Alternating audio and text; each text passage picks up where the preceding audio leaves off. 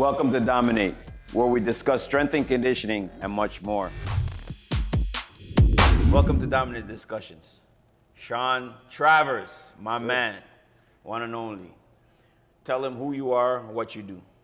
My name's Sean Travers. I run the 6'4 Club, which is it's a baseball instructional club that we work with middle infielders especially.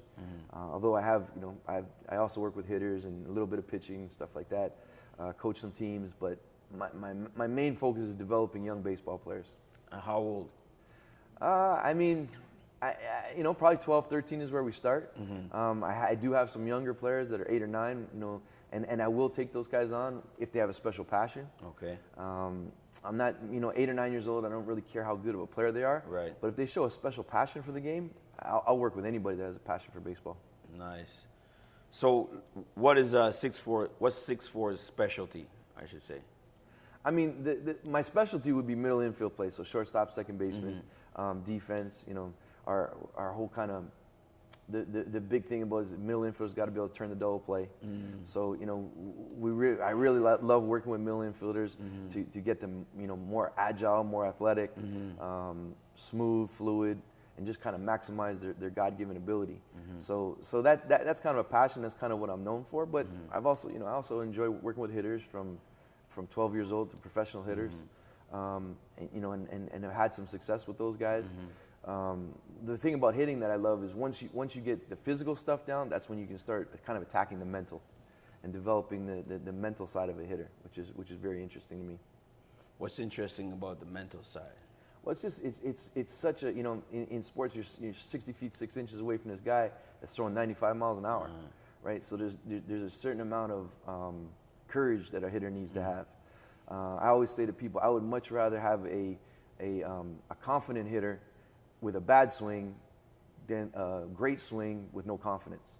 You gotta have some swag when you go up there and you're facing that guy throwing 90, 95 miles an hour. You gotta have the confidence to stand in there, but you also have to have the confidence that you're gonna beat this guy. And so with baseball being such a failure sport, I mean, literally you fail 7 out of 10 times, you're a superstar.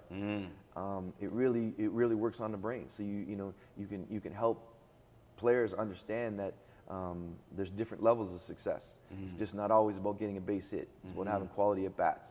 It's about instead of playing checkers, you're kind of playing chess, where you start to develop an approach as a hitter, and you look for certain pitches, and when you get that pitch, you don't miss it. But we try to create kind of animals in the box, kind of really controlled aggression. So at first we really pay attention to the fundamental, teach the fundamental, then we let the athlete find it on his own, and then we really try to build the confidence. I love that because I have a saying in the gym here: controlled fury. We use that a lot. Controlled fury. Right. So you got to be relaxed, but you got to have controlled fury. You say confidence a lot, and you said and going back to the gym. For us, we rather have a guy with ultimate than the most talented person. Talent is important, but give me a guy with a little bit of talent, above average talent, but willpower. That willpower to succeed. Give me that person any day. Now, when you find these kids now, because you're a confident guy, known you for years, you're a straight shooter. How do you work with the kids to help the ones who are lacking that confidence that you want? And 2 questions: have you built any? I mean, I think that's if you ask me what the best thing that I do for a young athlete is that, and parents won't always understand that because they want you to make their kid comfortable. And for me, comfortable is like the worst place to be. Comfortable, great. You'll never find greatness. Say it again, baby. Sorry. Say it again. Say it again. You can never find greatness in comfort. So I like to put the athletes in uncomfortable situations. That being said, I'm not asking them to do anything that I don't think that they can do. But to gain confidence, like I said, when we were talking earlier, I talked about you can't go at an athlete until they trust you totally. Correct. So I'll spend as much time as I need to feel like that athlete trusts me. And then once they trust me, that's when I'll make them uncomfortable. But in that uncomfortable, we're building up their confidence. So, I'm super proud of all, the professional baseball players we have and the big league baseball players. That's all great. But I'm just as proud as of the 12-year-old that comes in and when he first meets me, he looks down on the ground and shakes my hand, and he's very nervous and shy. And then 2 years later, he kind of owns the gym. and he's walking around with his chest out, and he's still not the greatest baseball player on earth, but you see that's going to translate to the rest of his life. Like, this guy's going to be able to take this to business. Where we first met him, he couldn't even really talk to another person. We had an athlete this year that he's one of the most special athletes that I've ever been around. 16 years old, 17 years old, and we got him 14 months ago. He's from the reservation in Brantford, so native. Very, very quiet. So when he came in, he was looking down. He couldn't really talk. He never talked. It was just all one-word answers at the most. And then he threw the first ball, and I was like, wow, like, this is special. And, we worked on the athletic ability, but at the time, he didn't even think he could play college baseball. And 12 months later, he signed a Division I scholarship, and he's getting ready to, he's going to go to one of the best schools in the country. Wow. And people say, wow, you guys did a great job at a baseball. And my thing is, I think the best thing that we did was give this kid confidence and let him, as soon as he started believing in himself, then the world got to see the ability. Before that, they didn't, and he's kind of on a different path now. And it's unbelievable watching him, now talk to his teammates and talk to coaches. And to me, that's the big deal is we've given this guy confidence. And that's what I think you hit the nail on the head. I know you hit the nail on the head because that's what I've always, been drawn to you or respect you and appreciate how you approach it, because you have that, you love building up kids. I can see that, just seeing you talk, and just love building up that confidence. You have an approach that I think is the right approach, step-by-step approach. And a lot of people from the outside they just see the toughness. They don't see the fact that, I think that one word is that you care. Man. You literally care, and you care so much that you're going to tell them the truth. Right. And it goes for me and like anybody I coach with.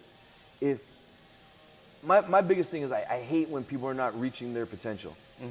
And if it's their fault, I can kind of live with it. If you got a kid that doesn't really put in the work in the gym, and he doesn't put in the work on his skill work, and he's not reaching his potential, I mean, I'll try, but at some point I just kind of be like, he's going to either figure it out or he's not going to be that good. The kid that has potential, and he's in the gym busting his butt every day, and he's doing everything that I'm asking him to do skill-wise, and he's not seeing the results, nothing frustrates me or my coaches more. And I'll literally, and I'm not talking about just the professional level players. I'm talking about the decent high school players. It will keep me up at night trying to figure out why this guy's not having success. And it has nothing to do with us getting better. I just feel like every athlete that we work with that's putting in the work, that's trusting us, I got to figure out a way to make them perform. And if I'm not doing it, I'm going to try 5, 6, 7, 8, 10 different ways. And as an instructor, as a coach, I think it's real important not to have an ego. And maybe if you're not connecting with the player, you have to be able to turn him over to somebody else that maybe can connect with him. And that's why having a great network of strong people is what you want. Somebody comes to me and they're weak, first thing I'm going to do is say, here's Clance's number, call him. Because I'm not a strength and conditioning expert. I know what you should look like. I know you should be able to do. I don't know how to get you there, so here's Clance's number. Same thing goes with the mental stuff. I'm not a doctor, and if there's serious issues, then we'll say, look, you need to go see this sports psychologist and try to work through some of these things, because there's something about that's blocking you in your brain that I can't get to. But as a coach, you have to be able to put your ego aside and say, hey, there might be somebody better at something than you.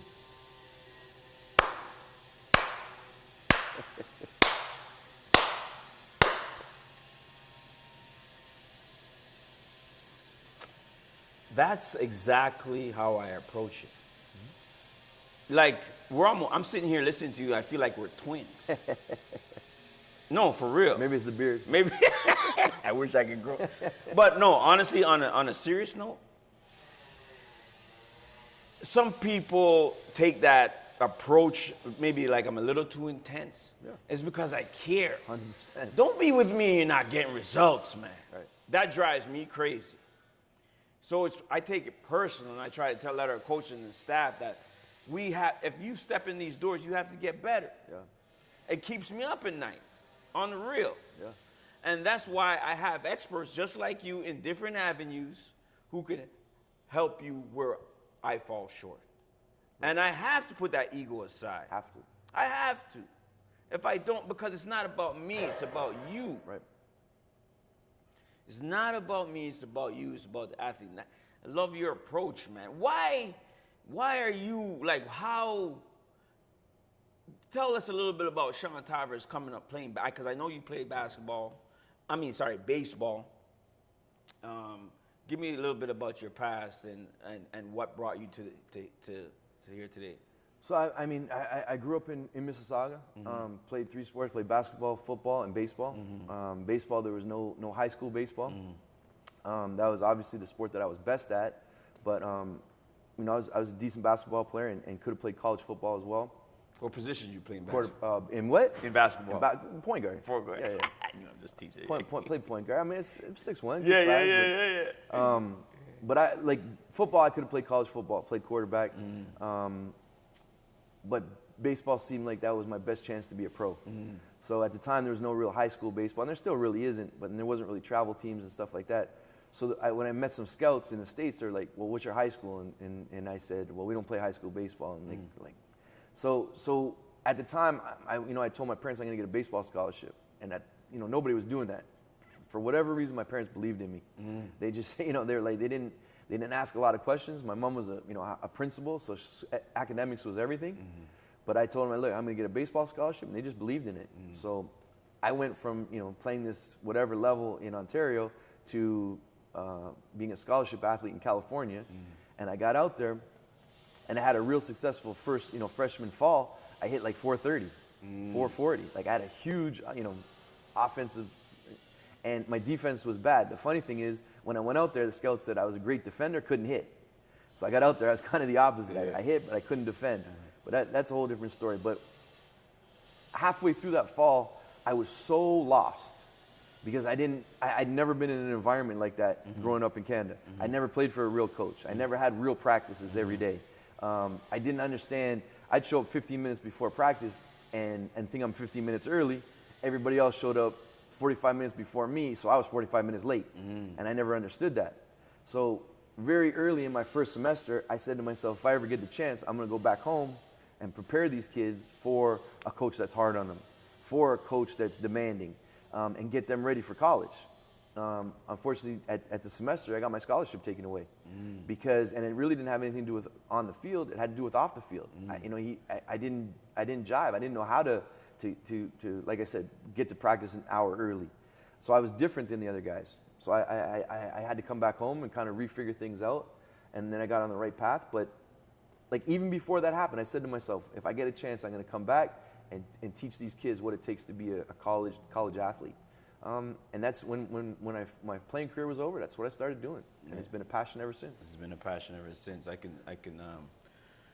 So right now, like, what do you think is the biggest thing, or multiple things that are holding a lot of kids back from reaching their potential? I mean, probably the number one thing is they're not real. They're not real with themselves. So everybody says they want to hear the truth, but in my experience, they don't want to hear the truth. They want you to kind of reaffirm what they think. So if we have the truth, we can attack it and we can make it better. So for instance, in baseball, one of the things that they scout you on is your running speed.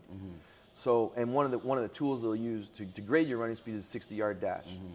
So a kid, you'll run a 60, and to be a position where speed is important, it needs to be it needs to be under 7. So 7 is average, under 7 is good, 6'5" is great, 7'2" is all right, 7'5" is horrible. And I'll meet a player and he'll play center field. So obviously he needs to be able to run. And I'll say, what's your 60 time? And he'll say 6'8". I'll be like, oh, great.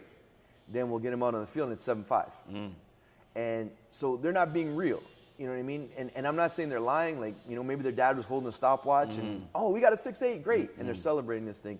When really, if they say, look, I'm a 7'5" runner, I want to be a center fielder, I'm not big enough to, hit the ball out of the park, so I'm a speed guy, I'm based on speed. At the last level, I'm the fastest kid on the field because I'm playing with regular kids. Now I'm playing against the best in the world kids. Right, yeah. I need to be a 6'8" runner. Well, then I can get them with you and say, Clance, I need this kid. I need some strength because he's not finishing. His first 20 yards is great, but then he runs out of endurance. He loses form because there's not enough core strength. I can say, look, his running form is not good. Get with Clance, he'll teach you running form. And then they can work with you, and then 6 months later, they're running the 6'8" that they should have been running. But if they're lying to themselves and they say, oh, I run a 6'8", they're never going to put in the work with you. They're never gonna, and it's gonna always be a problem instead of fixing the problem. So I'm really big. I think a lot of people, kind of fixate on the problem. I fixate on the solution. There's always a solution to everything. I'm not saying you can take a 7.5 runner and make him a world-class runner, but we can get him to a point, where it's not taking away from his game type thing if they're honest. But if they're not honest, there's not much we can do if they don't realize what the issue is. How do you deal with, in terms of the relationships with, like, you have some of these gifted athletes, but they can be doing better or way better. Or maybe you think they're horrible, but they're a gifted athlete, but they're a horrible baseball player. Right. What comes into play is normally what? A lot of praise and a lot of everybody's sugarcoating everything for them and, oh, you're the greatest and so and so. But when they meet a real straight shooter like you who tells them what it is, how do you deal with situations like? How do you deal with? Like I said, I'm my first thing is to win over the player. And if after I don't win over the player, I know it's really not going to go anywhere, just from past history. I try to think about like a player in my coaching career that left me to go somewhere else or do something different because of how we felt about a situation, and that they did really well. And then I look back and I say, oh, I'm going to mess this up. And honestly, there's not one time that happened where somebody saw it differently than me. A kid saw it differently. They went and took their path, and it worked out better than, you know what I mean? And so when I look at that, it's easy for me to kind of let go, because when I'm letting go of a player and saying, look, go somewhere else, what I'm hoping happens is he goes somewhere else, finds out that's not it, and then he can come back to me, and time's not, and we haven't wasted too much time, because I can't work with an athlete under his or his parents' terms. It's not interesting to me. You can't. Like a saying to me is like, you can create a decent athlete with some attaboys and some pats on the back, but it's going to take some mother to make an athlete. And if that's a problem, then unfortunately that's going to be a problem for your son. It might get your son the rest of his life. Right. Like a boss. If a boss isn't hard on you, you're never going to get the best out of you. And you have to learn how to be able to deal with the boss being hard on you. When a boss is being hard on you, it's not because he dislikes you, it's because you're underachieving and he's trying to get you to do better. And kids don't understand that necessarily. When a coach is yelling at them, they think he doesn't like them. Nah, when I'm spending time and I'm going at you, it's because I like you. It's because I'm not a bully. I don't go after players who can't do something. I'm only going to go after you if I think you're underachieving and not reaching the potential that you should be at. Love it, man. If you had a magic wand and you could make one wish, and that one wish is to change something in baseball, what would it be? Right? That's the easiest question ever. Money. I wish baseball didn't cost so much money to develop players. Back in the day, and I don't know exactly who said it. It might have been Joe DiMaggio or something like that. He said, look, baseball is not for rich kids. If you're rich, you have no chance to play baseball. Because it's such a grind and it's so hard. It's kind of like boxing. There's no such thing as a rich boxer. Boxers kind of come up out of the mud. And that was baseball players back in the day. The game has switched. So in North America, it's very expensive to play baseball. So, you look at African Americans and they say, oh, there's no, African Americans aren't playing baseball anymore because it's boring. They don't like the sport. That has nothing to do with it. They're not playing because it's too expensive. So inner city kids cannot afford to play baseball. Whereas if they're playing basketball, the travel basketball teams are paying for them. If they're playing football at a big school, at a big high school, everything, they're superstar. Baseball's not like that. No matter where you play, you have to pay. And that's, in the inner city schools, baseball programs aren't, so you're not getting the coaching, so you have to get some kind of instruction. So there's these RBI clinics that Major League Baseball puts on, and, it looks good, but to me, it's not. It needs more. Where's the production? Right. So to me, the reason why these kids are going and playing these other sports is it's too expensive to play baseball. In the States, even, for summer travel, it's $2,500 for that program. Well, that's, so you see, you're in the inner city, it's going to be $2,500 to play travel baseball, or we're going to pay for everything to go play basketball. Well, what are you going to do? So we have all these 6'2" great athletes that are not going to be, pros in basketball because they're playing, power forward and they're 6'2", 6'3", when these guys could be Major League Baseball players. So for me, the easy answer is a magic wand. How do we fix baseball? It's not so expensive, but I just don't know how you do that. Proof of what I'm saying is the Dominican Republic. Those kids in the Dominican are playing for a whole different reason than North Americans are playing for. How bad do you want it? Well, they're playing to eat. So the funny thing is, like, some of those kids don't even really like baseball. They're just playing it because that's how they're going to feed their families because they're good at it. So I think if you look at the stats, and I don't know the stats exactly, and I'm kind of going off the top of my head, but you have Dominicans that sign for $1 million, and you have Dominicans that sign for $10,000. And so there should be way more Dominicans that sign for $1 million make the major leagues than ones that sign for $10,000, right? Because the ones that sign for $1 million are the ones with the talent. Right. But I think if you looked at it, the weight is way off. Like there's a lot of big guys that sign for a lot of money that never make it, and there's a lot of guys $10,000 they make it. And the simple answer why? Well, when you have $2 million, you're set, your family's set. So you're not all that work you did to set up your family, they're set now. They take a break, and they don't really love the game like that. Whereas these guys playing for $10,000, they're still every day trying to feed their family. Gotcha. So they're grinding, and they're putting in that extra effort where it's tough for a person from means to do that. It's very easy to say, that's a little hard. I'm not going to do that. Different motivation, completely. Right. So that's the big thing. I wish money could be out of it. I wish in my programs I didn't have to charge $1. I wish I was totally funded where I could go pick the athletes and develop them. But unfortunately, it costs a lot of money to travel, especially in Canada. We have to spend a lot of time in the States. We got bus charges, we got hotel charges, we got it's all very expensive. But I think if you had a properly funded program where money wasn't an issue, wow, we could have some special things. Man, I feel you, man, because that's why we're building a foundation so we can help identify and help those athletes who have that talent but don't have the means, because we see it all the time, man. So we did that last year. So Cito Gaston is a kind of a mentor for me, a family friend. And so we went to Cito and said, look, we want to start a scholarship in your name.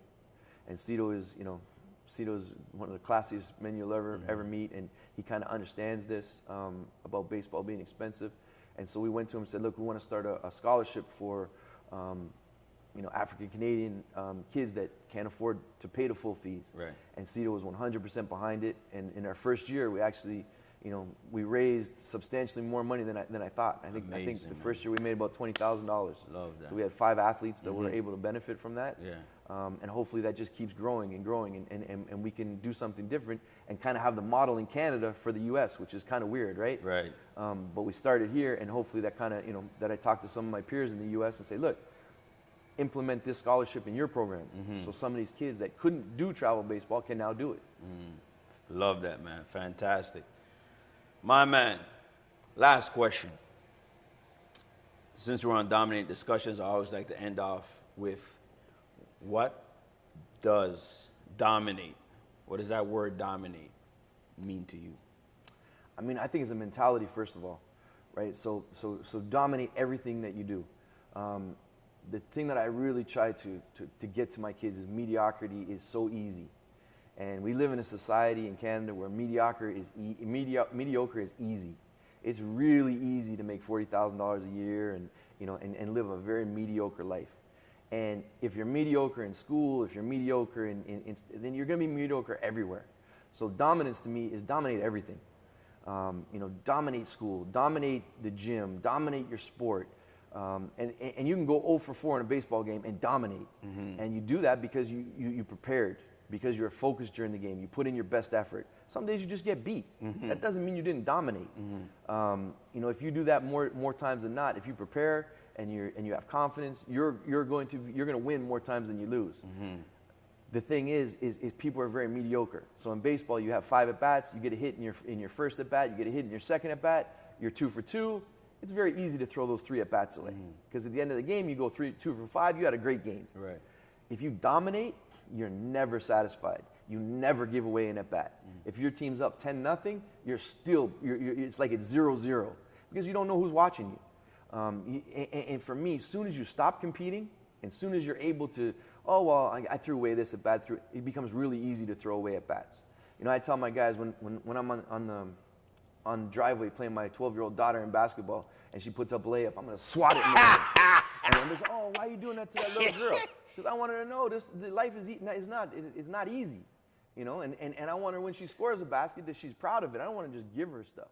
So you know, I think competing is everywhere. If you're not competing, it's gonna be real tough for you to compete in the sport. Mm-hmm. So I think, you know, dominating is trying to dominate every aspect and just not being mediocre. Mm-hmm. You know, if you know 15% body fat is mediocre, then you're not settling for that. Mm-hmm. You're gonna have 9% body fat or 8% body mm-hmm. fat. You know, if 1 or 2 pops a week is cool, you're like, no, I'm dominating. I'm 0 pop. Mm-hmm. And that's what I try to build in the athletes is animals on the field. Perfect gentlemen off the field, mm-hmm. but on the field, they're animals. You know, one thing I say to my athletes all the time, like, I'm not talking about off the field now. I want gentlemen off the field, you know, great kids, all that stuff. But on the field, if I watch you play, and when I'm watching you play, I say, man, I'd love for you to date my daughter, I can't say anything worse to you. Because on the field, there should be no nice guys. I'm not talking about going outside the rules. I'm not talking about being dirty. I'm talking about competing until it's over. And then when it's over, it's done. But if you're competing against your best friend, bro, I mean, you're going to go hard. You're going to do whatever it takes. When the game's over, then you can go have dinner. But I'm sorry, but the best athletes I've trained have that switch. Right. Beautiful gentlemen right. outside the gym. Right. But once they're in this bad boy, right. and after they finish their warm-up, that switch goes on. Talking is over. Right. They just got that nasty, right. and it just applies on the ice, on the field, wherever they're out, on the court. It's so important. Yep. Man, this is a beautiful conversation. Yes, sir. Is there anything that you want to talk about or you want to address that we might have left out? I mean, like I said, you know, my network is, I've had some incredible mentors, you know, got to play for some great coaches, mm-hmm. and I think I'm a combination of kind of all of them. Mm-hmm. But, you know, since when I started coaching, I started developing a network of really good people that I trust. Obviously, you being one of them, and I really appreciate that network. You know, I appreciate that if I have somebody that needs to get stronger, I don't have to worry about that. I can say, go see Clance. And if they go see you, I know everything that I need to get taken care of is going to get taken care of. And we can talk, and you can be like, Sean, what does this kid need? Well, we need to put on 15 pounds of muscle, and we need to take his 60 from, you know, 7'5" to 6'9". And you know, and then you're focused and you get it done. I don't have to keep up with you. I don't have to be on it because I know it's going to happen. Mm-hmm. And I have that in every source. Like for me as a baseball instructor, you know, I know a little, you know, about all the positions. But yeah. if you have a son and you come to me and say, hey, my son's a catcher, will you work with him? No, I'm going to send you to Damon Topley, who's our catching instructor, and he's going to take care of you. Mm-hmm. So the network of coaches that I've put, you know, that I have now, that's what I probably appreciate the most.